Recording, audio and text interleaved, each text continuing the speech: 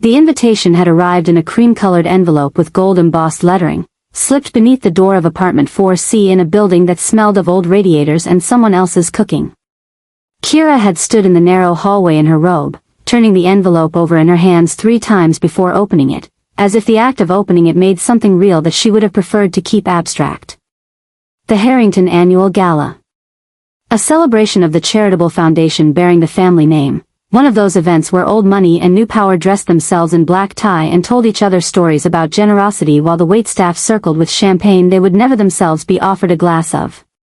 Kira had attended 6 of these events over the past 3 years. Not as a guest. As a coordinator. She was the one who confirmed the floral arrangements, managed the seating charts, made sure the audiovisual equipment worked, and absorbed every last-minute change of heart from the Harrington family without complaint, because the contract with their foundation was the single largest account her small event planning firm had ever landed. She was good at her job. That was not a small thing. She had built that company with deliberate, careful hands over 7 years, starting with nothing more than a rented folding table, a second-hand laptop, and a list of contacts she had cultivated one honest interaction at a time. The Harrington contract had come at a moment when she was 2 months behind on her office lease and had quietly begun to wonder whether the dream was too expensive to keep dreaming. Losing it now, for any reason, was not an option she allowed herself to think about. So when Claudia Harrington, the eldest daughter of the family, had called her 3 days before the gala to inform her that the original event coordinator had experienced a family emergency and that Kira would be expected to manage the evening personally, not from behind the scenes, but on the floor, visible, available, Kira had said yes. She had said yes the way people say yes to things they know will cost them something they haven't yet calculated. She wore a dress she owned. Deep burgundy, floor length, simple. She did not own gowns designed for events like this, and she had not pretended otherwise. She had pressed it carefully, done her hair with the kind of practiced efficiency that people who have learned not to waste time on vanity learn early, and arrived 40 minutes before the first guests to walk every inch of the venue and confirm that everything she had arranged from a distance was, in fact, in order. The Grand Belmore Hotel was the kind of place that made you feel the weight of its history the moment you stepped through the doors: high ceilings, marble floors, chandeliers that hung like frozen waterfalls. She had been here before in her professional capacity. She knew where the service corridors were, which elevator the staff used, how long it took to move from the kitchen to the ballroom without being seen. She had learned, over the years, to know every room she entered from the perspective of someone who might need to move through it quietly and quickly. It was a habit she had developed without consciously deciding to. A kind of survival intelligence. By 8 o'clock, the room was full. 600 people in formal wear, the air thick with perfume and the low hum of conversations that were mostly not conversations at all, but performances. Kira moved through the space the way she always moved through these rooms, purposeful, steady, present without demanding to be noticed. She wore her earpiece with the wire tucked beneath her hair. She carried a slim portfolio. She smiled at the right moments and made herself invisible at the others. She did not notice Platon Zurlev until the room noticed him. There was a quality to the way certain people entered spaces, not the loud entrance, not the announcement, but the opposite of it. A stillness that moved. A kind of gravitational weight that shifted the attention of everyone nearby without any visible effort on the part of the person causing it. Kira had seen it before in people who held real authority, not the performed kind, not the kind that needed the room's acknowledgement, but the kind that existed whether or not anyone was watching. It was an unsettling quality. She had learned not to look at it directly. She looked anyway. He was tall, not unusually so, but proportioned in a way that suggested he took up more space than his physical dimensions required. Dark suit, no tie, the top button of his shirt undone in the way that read less as casual and more as someone who had decided the room's expectations did not apply to him. His hair was dark and slightly longer than strictly fashionable. His face was the face of someone who had learned, a long time ago, how to make it tell nothing. Not cold, exactly, stillness was not the same as coldness, but closed in a way that you understood was not default but chosen. He was accompanied by 2 men who positioned themselves at a slight remove, the kind of positioning that did not look like security but unmistakably was. Kira had spent enough years managing events attended by people with security details to read the body language. The two men were not simply colleagues. They were a perimeter. She did not know who he was. Not yet. She had other things to manage. Claudia Harrington had just signaled her from across the room with a particular expression that meant something needed to be handled immediately, and Kira crossed the ballroom floor with practiced efficiency. The problem was with the table assignments. A last-minute addition to the guest list had created a seating conflict involving two families whose history made proximity inadvisable. It took her 12 minutes to resolve it, relocating two couples, adjusting the centerpiece arrangement, and communicating the changes to the waitstaff without any of it becoming visible to anyone in formal wear. She was good at invisible labor. She had made a career of it. It was during the cocktail reception, perhaps an hour into the evening, that she became aware of something shifting in the room.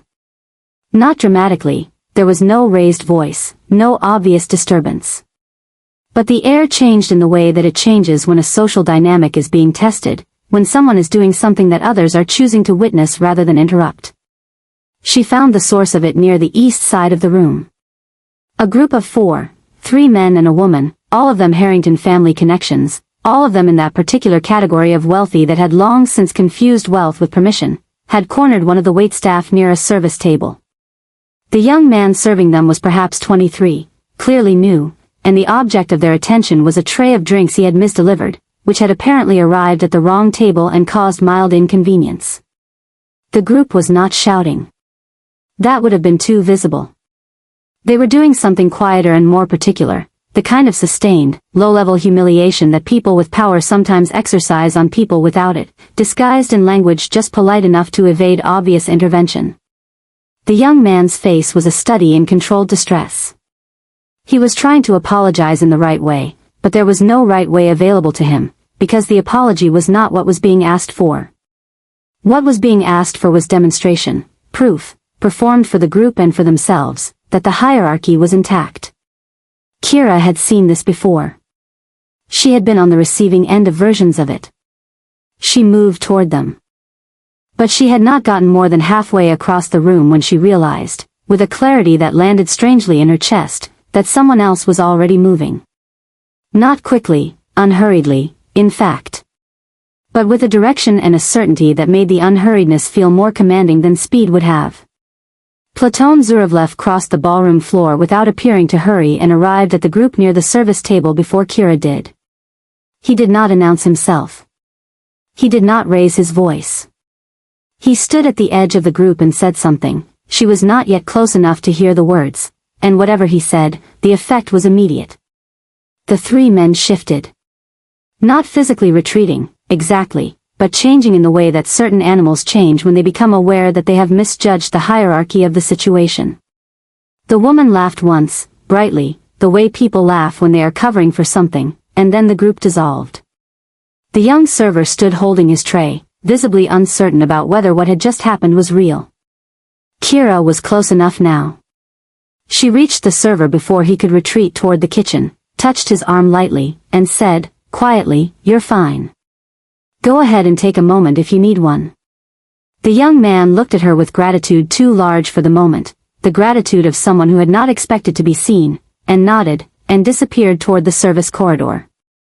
When she turned, Zurlev was watching her. Not with surprise. Not with the speculative, evaluating look she sometimes received from men in rooms like this when a woman in a non-decorative capacity crossed their field of vision.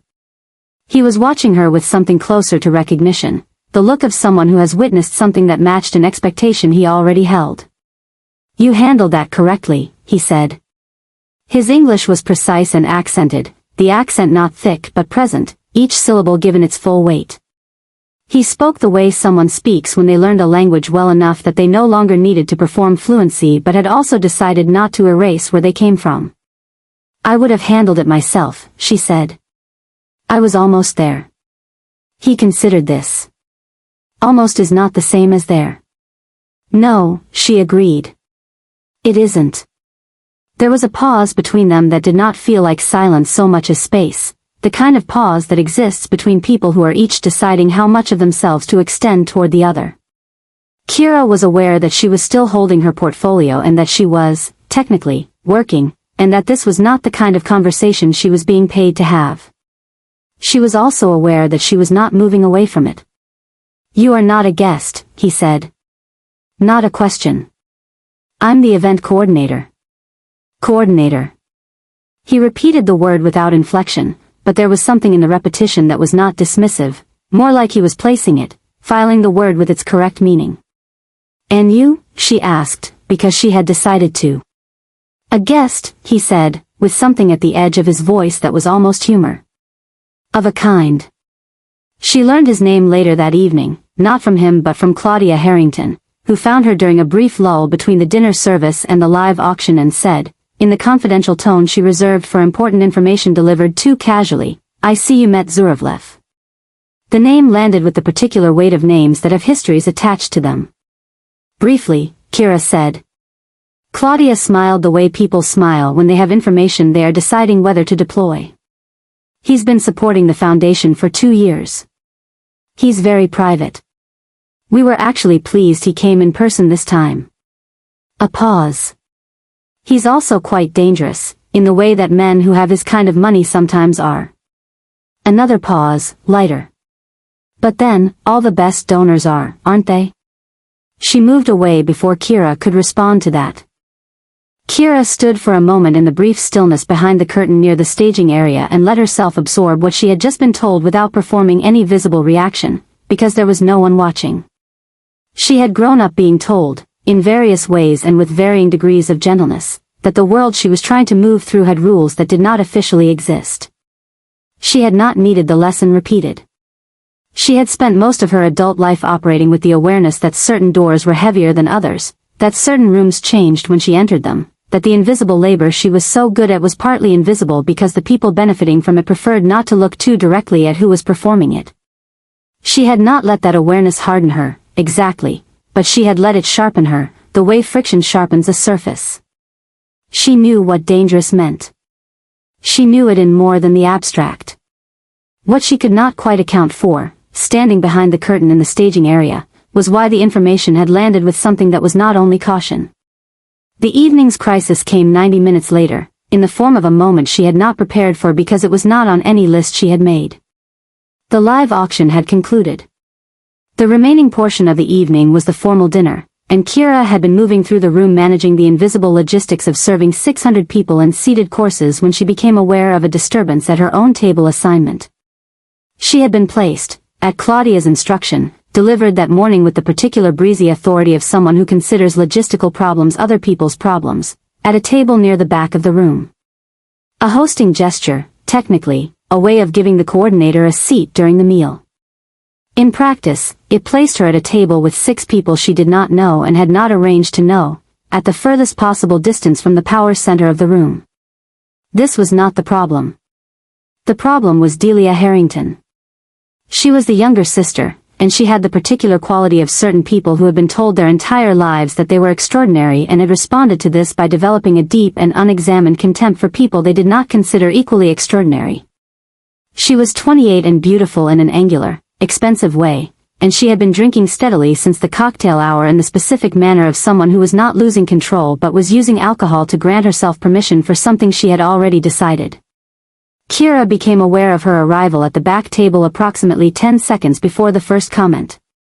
Dileia pulled out the empty chair beside Kira with more force than the action required, sat down, and looked at her with the expression of someone who has made a decision about you before you spoke your first word. "You're the girl who does the arrangements," she said. Not to Kira exactly, but near her, in the way that people sometimes speak about others in the third person while looking directly at them. "I'm the event coordinator," Kira said. "Kira St. James." "Right." Dileia looked around the table, including the 4 other guests in her address, performing casual. "Claudia told me she had to put her coordinator at a table. Very progressive of her." She laughed, and one of the men across the table laughed too, the way people laugh when they are unsure what they are laughing at but are confident the person inviting them to laugh is someone they should agree with. Kira held very still. Not frozen, still. There was a difference. She had learned the difference a long time ago. She was aware that she was being tested. She was aware that the test had an audience. She was aware that losing this contract, which was a real possibility if she responded in the wrong way, or did not respond in the right way, or navigated the next several minutes without the particular grace that was required when the person doing the testing was the client's sister at the client's gala, was something she could not afford. And she was aware, underneath all of that awareness, of something older and more personal, the particular exhaustion of having to perform perfect calibration in a moment that had been designed to make calibration impossible. "Your family does excellent work with the foundation," she said, evenly. "The event tonight reflects that." Dileia looked at her for a moment with an expression that recalibrated. She had expected either submission or confrontation, and she had received neither. "Yes," she said, "we do." And then, as if the neutrality of Kira's response had frustrated her into escalation, "Though I do think Claudia perhaps overextended her charitable instincts a bit with the vendor choices this year." She looked at her wine glass. Not everything needs to be a statement. The table had gone quiet. Not dramatically, the general noise of the room covered the specific silence of this corner of it. But the four other guests at the table were attending to this exchange with the particular stillness of people who are watching something happen and have decided, collectively, to do nothing about it. Kira opened her mouth. She did not speak. Because Platon Zurlev had appeared at the table. He had not been seated there. She was certain of that, she had built the seating chart herself. But he was standing at the empty chair to her left, the one that had been assigned to a guest who had sent regrets that afternoon, and he was looking at the table with the expression of a man who has arrived exactly where he intended to be.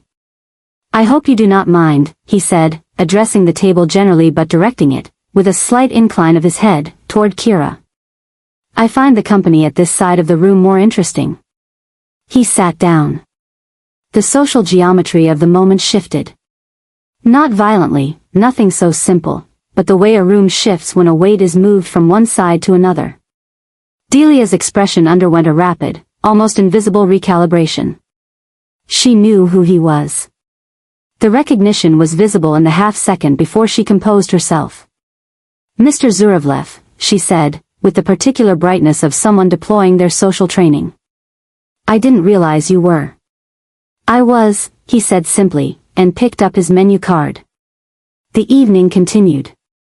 Dinner was served. The conversation at the table reorganized itself around his presence, and Dileia did not make another comment directed at Kira, not because she had been shamed into silence. He had not shamed her, had said nothing that could be pointed to, but because the balance had changed and she was intelligent enough to read the change. The four other guests found things to say about the foundation's work, about the auction results, about the hotel's renovation. The usual material of evenings like this. Kira sat with her back very straight and ate her dinner and did not look at him more than once, which was once more than she had intended. The once was during the salad course. He was speaking to the man on his left about something she wasn't attending to, and she looked at him for perhaps 4 seconds, the amount of time it takes to read something without being certain what you've read, before looking away. He had a scar along the line of his jaw, faint and old, the kind that had healed cleanly but hadn't vanished entirely. His hands, resting on the edge of the table as he spoke, were the hands of someone who had worked with them before the work became different. She noticed these things the way she noticed the structural details of every space she entered, not because she sought them out, but because she had trained herself to read what a room was actually made of, not just what it presented. She looked away. At the end of the dinner service, when the tables had begun to dissolve into the final portion of the evening, the dancing, the lingering, the gradual drift toward the exits, he turned to her and said, quietly, beneath the noise of the room's reconstitution, "You didn't react." "I never react," she said. "It doesn't help." "That isn't entirely true," he said. "Not reacting is also a reaction. It requires something." She looked at him then, directly. "What are you doing at this table? You weren't seated here." "No," he agreed. "So what are you doing here?" He was quiet for a moment, the quality of quiet that precedes something honest. "I recognized something," he said. "When you were walking across the room earlier. When you were going to handle it yourself." He paused. "I have met a great many people who are very good at making themselves small in rooms that do not deserve them. You were not making yourself small. You were making yourself precise. Kira held the words for a moment before responding. That's a very careful thing to say. I am a careful man. I don't think that's entirely true either, she said. The almost humor was back at the edge of his expression. No, he conceded. Not entirely. She did not expect to see him again. This was not naivety, she had enough information about who he was, gathered from the careful silence around his name, from the way people positioned themselves when he was in a room, from the two men who maintained their perimeter with professional consistency, to understand that his world and her world occupied different territories. The evening had been an overlap. Overlaps ended. But the Harrington Foundation called her the following Monday to discuss the next phase of their annual calendar, 3 smaller events over the following quarter, and on Wednesday she received a delivery at her office, a single white orchid in a glass vase, no card, no signature. She stared at it for a long time before putting it on the windowsill where the light was best. On Thursday her phone rang with an unknown number. She answered it the way she answered all unknown numbers, with her professional voice, ready. I would like to apologize, said Platon Zurlev. She sat down slowly in her office chair. For what specifically? For sitting at your table without asking. It was presumptuous. It was, she agreed.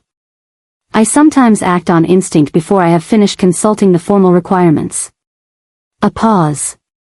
It is not always a liability. That depends entirely on the situation. Yes, he said. It does. Another pause, longer. I would like to have coffee with you, if you are willing. At a place of your choosing. Kira looked at the orchid on her windowsill. She thought about what she knew and what she didn't know and the considerable gap between those two territories. She thought about the way he had moved across the ballroom floor without hurrying, and the look of the young server's face afterward, and the 4 seconds during the salad course. I'll think about it, she said. That is a better answer than no, he said. It isn't a yes. I understand the difference. She met him the following Tuesday at a small cafe in Midtown that she had selected precisely because it was public and unremarkable and belonged, in every way, to her city and her life and not to whatever version of the world he moved through when he was not sitting at the wrong table at a charity gala. She arrived 5 minutes early and chose a table near the window where she could see the entrance. He arrived exactly on time, without the 2 men, which surprised her enough that she noted it. He ordered black coffee. She ordered tea. They sat across from each other in the plain light of a Tuesday morning, and she thought, this is what he actually looks like. Not in a room designed for performance, not in formal wear, not surrounded by the particular atmospheric pressure of an event with 600 people. Just a man with a scar along his jaw and careful hands, drinking black coffee. You didn't bring your security, she said. No. Is that a message? He considered this with the seriousness she was beginning to understand was not gravity exactly but exactness. He did not spend words he hadn't considered first. It is a choice, he said. Not a message. I am tired of everything I do being read as a message. That comes with certain kinds of power. It does, he said. It is one of the things I did not anticipate. What did you anticipate? He looked at her across the table. The look was not evasive, but it was, she searched for the word, measured. Like someone who has learned to give only as much as has been asked for, because giving more is how things get taken. I anticipated, he said, slowly, that if I worked hard enough and was careful enough and did not make the mistakes that other men made, I would reach a point where the choices became mine to make. And did that happen? Some of the choices, he said. Not as many as I imagined. Kira wrapped both hands around her teacup. Outside the cafe window, the city moved in its ordinary Tuesday way, people with places to be, moving at the specific speed of people who have already decided where they are going. You should know, she said, that I did some research after the gala. I would be surprised if you hadn't. The things people say about you aren't small things. No, he said. They aren't. And you're not going to tell me they aren't true. I am not going to insult your intelligence, he said. Or my own. She appreciated this, in the complicated way that she was learning to appreciate things about him, with full awareness that appreciation was not the same as safety, that noticing something honest in a person did not resolve all of the questions around them. She had spent a career learning to distinguish between the surface of things and their structure. She was applying that skill now, and what she found was not simple. "Why me?" she asked. There were 600 people in that room. He was quiet for a moment. Then, because you were doing something real. In a room full of people performing. And you did not seem to require anyone's acknowledgement of it. He paused. That is rarer than you might think, in the rooms I occupy. I occupy different rooms. I know, he said. That is also part of it. The weeks that followed had the quality of something building without either of them formally deciding to build it, a series of coffees, then dinners, always in the places she chose, always in the world she had made rather than the one he moved through. He was careful in the way he had told her he was careful, which meant he was also, she came to understand, careful about being careful, aware of it as a strategy, aware of its limits. He told her things she had not expected him to tell her. Not confessions, she had not asked for confessions and would not have wanted them, but the smaller disclosures that accumulate into a portrait. That he had grown up in a city that no longer existed in the form he had known it. That he had a sister he had not spoken to in 11 years, not from anger but from something he described only as protection. That he had learned to cook, badly, during a period in his late 20s when he had been somewhere he did not name and had been required to be self-sufficient in ways that extended beyond the professional. She told him things too. That she had started her company because someone she respected had told her, with complete conviction, that people like her were not suited for ownership and she had decided that the only way to prove the statement false was to not let it be true. That she called her mother every Sunday without exception. That she had been in one serious relationship, years ago, with someone who had needed her to be smaller than she was, and she had tried, genuinely, to accommodate that, and the trying had cost her something she was still in the process of reclaiming. He listened to this last part with the focused attention he gave to things he considered important. What did it cost you? He asked. Time, she said. And a version of myself that I'm not sure I've entirely gotten back. What did that version look like? She thought about it. Less precise, she said finally. More willing to take up space. He was quiet for a moment. That is something you should reclaim. I know, she said. The thing between them was not simple and she did not pretend it was. She had not forgotten what she knew about him, she had not been permitted to forget, in a sense, because the world he moved through had a way of making itself visible even when he was trying to keep it at a distance. There were evenings when his phone vibrated twice in quick succession and he excused himself briefly and returned to the table with his face carefully arranged and she understood, without needing it explained, that the arrangement was costing him something. There were moments when the two men appeared at a distance, not at the table, never at the table, but present at the perimeter, and he did not acknowledge them, and she did not ask, and the not asking was its own kind of conversation. She was not naive. She had done enough research to understand the general shape of his world, if not its specific geography. She had read enough between the lines of the careful things people said about him to understand that the power he carried was not the kind that came without cost, and that the cost was not only his. She thought about this when she was alone. She thought about the difference between knowing something and understanding it, and whether there was a version of this, whatever this was, that didn't eventually require her to choose between what she knew and what she felt. She was 34 years old. She had survived enough to know that feelings were not a sufficient argument against reality. She was also honest enough to know that dismissing what she felt on the grounds of what she knew was a different kind of cost. One evening in early December, walking back from a restaurant through streets that had gone cold and silver with early winter, he said, I want to tell you something. And I want you to hear it the way I mean it, not the way it might sound. She waited. I am aware, he said, that what I am is not uncomplicated. I am aware that there are things about my life that are real and that do not go away because I have chosen to spend Tuesday mornings in a midtown cafe. I am not going to ask you to disregard those things. I am not going to tell you they are smaller than they are. He paused. I am going to tell you that the way I feel about this, he gestured, slightly, between them, is something I have not felt before. And I am a man who has spent a very long time making sure he does not feel things that are inconvenient. She walked beside him in silence for a moment. The city moved around them. What are you asking me? She said. I am not asking, he said. I do not have the right to ask. I am telling you. And I am waiting to hear what you want to tell me. She stopped walking. He stopped beside her, turned slightly, waiting with the patience of a man who had learned that the most important things could not be hurried. I am terrified, she said, by how much of you I have let in this amount of time. And I don't know what to do with that yet. That is an honest thing to say. I'm an honest person. I know, he said. It is one of the reasons you terrify me too. What came after was not a story of simple happiness. She had never expected it to be, and he had not offered it as such. What came after was real in the way that things between real people are real, full of negotiation and unsteady ground and the ongoing work of two people trying to build something across a distance that was not only geographic. His world pressed in from the edges.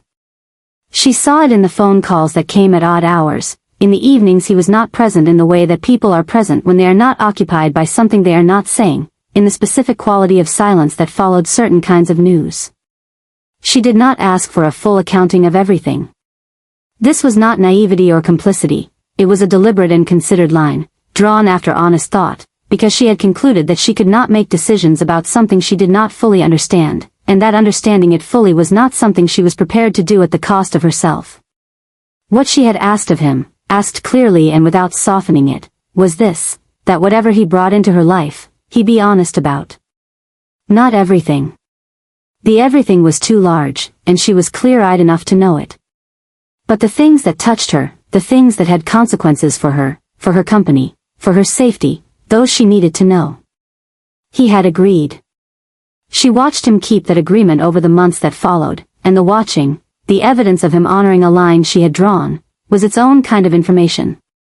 There was an evening in February when she came home to her apartment to find him sitting on the steps outside her building in the cold, which was so far outside his usual behavior that it stopped her completely on the sidewalk. She did not ask him inside immediately. She sat down beside him on the steps, in the cold, and waited. I lost someone today, he said eventually. Someone I had known since I was 19. He made choices that I could not protect him from. A pause. I did not have anywhere to go with that. She did not say I'm sorry in the reflexive way. She said, tell me about him. He told her. Not everything. She understood there were edges she was not meant to approach, but enough. The young man he had been at 19, arriving in a new country with a combination of capability and desperation that had made certain paths seem like the only paths. The friend who had arrived at the same time, from the same place, who had made the same early decisions and different later ones.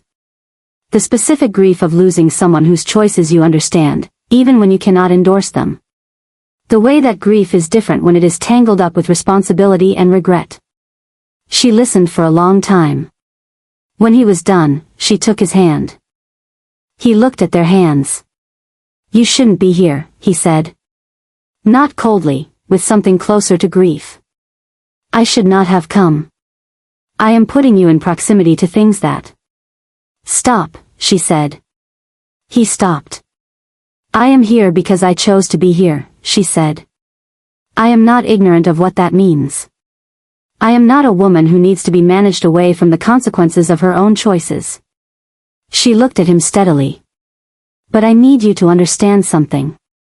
If the cost of being with you becomes a cost to the people around me, my staff, my clients, anyone I am responsible for, I will not stay. Not because I don't, she paused, chose the word carefully, not because I don't care for you. But because I am not able to be someone who lets the people she is responsible for absorb the weight of a choice that was hers. He looked at her for a long time. I know, he said finally. Do you? Yes, he said. It is one of the things I have always known about you. From the beginning. He paused. It is one of the things I have been hoping I would be worthy of. She thought about that. About what it meant to be worthy of something. About whether worthiness was a fixed state or a practice. I don't know where this goes, she said. Neither do I, he said. That's not necessarily comfortable. No, he agreed. It isn't. And then, very quietly, but it is true. And I have spent a very long time surrounded by things that were not. Spring arrived, and with it a crisis she had not anticipated, which was perhaps the most accurate description of every real crisis, the one you did not see coming because it arrived from the direction you had already decided to trust. She learned, not from him but from a journalist who called her office asking for comment on a story she had not known was being written, that her company was being investigated by a financial crimes unit in connection with payments that had been routed through accounts she had not set up and had not, to her knowledge, known existed. The journalist was professional, but the implications of the questions were not subtle. She sat in her office after the call with the door closed and did not move for 4 minutes. Then she called her lawyer. Then she called her accountant. Then she sat with the information for another hour, turning it over, because she needed to understand it before she could act on it. And what she understood, in the hour of turning it over, was that the accounts, she confirmed this with her accountant before she made any other calls, had been created by someone with access to her company's registration information. Someone with a level of familiarity with her business structure that was not available to strangers. She called him that evening. Tell me, she said, when he answered, that you didn't do this. A pause. Not long. Not the pause of someone stalling, the pause of someone absorbing what they're hearing. I need you to tell me specifically what you're asking about, he said. She told him. Every detail. She had always been precise. The silence that followed was the heaviest silence she had ever heard from him. And she had learned his silences. I did not do this, he said. I did not instruct this. I did not, Kira. Her name in his voice, without the usual containment. I need you to believe me. What I believe, she said, and her voice was steady because she had decided it would be, is irrelevant to what I know. And what I know is that someone used my company. Someone who knew enough about it to do it quietly. Yes, he said. Then tell me who. Another silence. I don't know with certainty yet. But I have a direction. A pause. Someone in my organization has been making decisions that were not sanctioned. I became aware of it 3 weeks ago. I did not know this was part of it. 3 weeks ago, she said. And you didn't tell me. I didn't know it involved you. Platon. She said his name the way he had said hers, without the usual management. This is exactly the line I drew. I know, he said. This is the one thing I told you I needed. I know. His voice was quiet and fully present in the way it was when he had stopped managing himself. I did not connect it. That was my failure. Not an excuse, a failure. She closed her eyes briefly. Opened them. Fix it, she said. However you fix things. I need my company clean. I need the accounts removed. I need the investigation to find nothing, because there is nothing to find. And I need it done without any further trace of you or anything connected to you in my business, in any form. I will do all of that, he said. And then we need to talk. Not about this specifically. About whether this, she paused, and the pause carried everything she did not say, is something that can exist in a form that doesn't eventually cost me everything I built. Yes, he said. We do. They talked. It took 3 evenings, real conversations, not the kind that happen around things but the kind that happen inside them. She said the things she had been holding and he said the things he had been holding, and what they found, in the saying of them, was that they were both in possession of information the other had partially known but not fully accounted for. He told her something she had not expected him to say, that for the past 18 months, he had been in a process of gradual extraction. Not dramatic, he had used the word deliberately, not a sudden conversion, not a reinvention. But a deliberate, careful, legally supported process of moving his holdings into territory that did not require what his earlier holdings had required. That the person in his organization who had used her company's information had done so partly as a form of leverage, evidence that could complicate the extraction if it became known. You were a liability to someone, he said. Because you were something I cared about. And I put you in that position. You didn't intend it. Intention isn't protection, he said. It was the most honest thing she had heard him say, and she had heard him say a great many honest things. She sat with this for a long time. How long is the process, she asked. 2 to 3 years, if it goes well. And if it doesn't go well? It will cost more time and require more care. A pause. But I am committed to it. She believed him. Not because it was comfortable to believe him, it wasn't, but because she had spent 11 months learning to read the difference between what he performed and what he actually was, and the man sitting across from her was not performing anything. I can't promise you that I'll be there at the end of 2 to 3 years, she said. I don't know what that timeline looks like. I don't know what it will require of you, or what the edges of it will touch. And I cannot make promises I don't know if I can keep. I am not asking for promises, he said. What are you asking for? He thought about it with the care he gave to everything he said. The same thing I have been asking for since Tuesday morning in a cafe in Midtown, he said. The chance to be honest with you, and to be someone you don't have to protect yourself from. Kira looked at him across the table in the quiet of her apartment, her space, her walls, the orchid he had sent that she had kept alive for 4 months on the windowsill where the light was best. She thought about the life she had built, the one that belonged entirely to her, the one she had constructed from nothing with her careful and capable hands. She thought about what it had cost her, and what adding him to it might cost her, and whether cost was the only calculation that mattered. She thought about the young server's face at the gala. About the way he had crossed a room without hurrying because he saw something that needed addressing. About 4 seconds during a salad course. About a man sitting on cold steps in February because he had lost someone and had nowhere to go with it. She thought about the version of herself she was still in the process of reclaiming. The one that took up space. I'm not making a decision tonight, she said. About the long version of this. I'm going to hold it and think about it, and I need you to let me do that without pressure. Of course, he said. But I'm also not walking away from it tonight, she said. Because that would be the easy thing, and I have spent enough of my life doing the easy thing in the direction of smaller. He looked at her with something in his expression that she had not seen there before, not relief, exactly, but the quality of something braced having been able to finally exhale. Thank you, he said. Don't thank me, she said. Hold up your end. That, he said quietly, is something I know how to do. There was no clear ending to the story they were inside, that was the truth of it, and she had learned to hold the truth of it without requiring it to be resolved into something neater. Life had not taught her to expect neat resolutions. It had taught her to navigate, to stay clear-eyed, to take up the space she was entitled to and refuse to take up space that wasn't hers. She ran her company. She took on new clients, built new relationships, delivered excellent work with the careful and capable hands she had always used. The Harrington Foundation remained a client. Claudia had, to her credit, never asked a single question about the investigation, which had closed without findings, and had doubled their contract for the following year. Kira accepted this without celebration and without excessive analysis. It was what it was. On the first Tuesday of each month, she still went to the cafe in Midtown. Sometimes he was there when she arrived. Sometimes she was there when he arrived. They had stopped keeping track of who was first.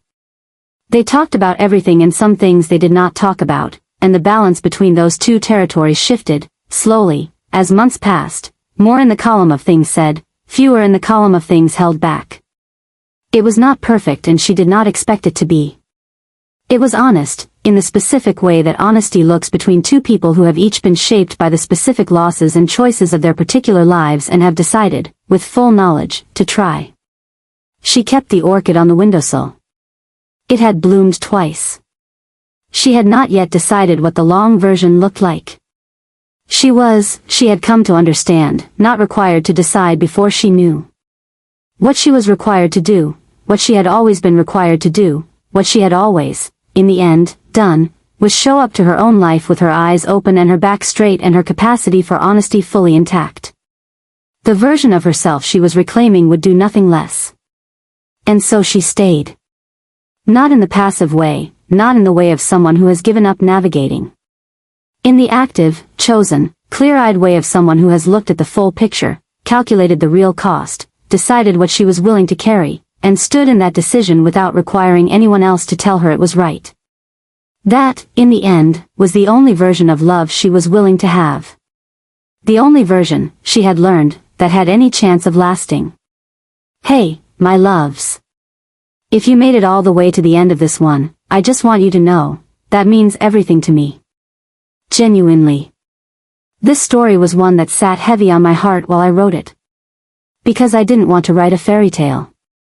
I wanted to write something that felt real, the kind of love story that doesn't ask you to turn your brain off, the kind where the characters actually have to reckon with the weight of their choices, where no one gets saved without doing some of the saving themselves. Kira is the kind of woman I think about a lot. The ones who do extraordinary things in rooms that barely acknowledge them. The ones who show up, do the work, hold the line, and don't wait for applause. She didn't fall into Platon's world. She stood at the edge of it, looked at it clearly, and made deliberate choices. That matters to me. And Platon, I know he's complicated. I wanted him to be complicated. Because people who've made hard choices in hard circumstances and are trying to find their way towards something better, they don't just arrive there clean. They carry the weight. And what he carries is real. I hope you felt that. What I really want to know is, how did this land for you? Did you root for them? Did you have a moment where you weren't sure you should? Did something in Kira's story remind you of something in yours? Tell me in the comments. I read every single one, I mean that. This little corner we've built together is one of my favorite places, and the conversations we have here are what make all of this worth it. Thank you for listening. Thank you for staying. Thank you for being the kind of person who stays for a story about two people trying to be honest with each other in a world that doesn't make that easy. I'll see you in the next one.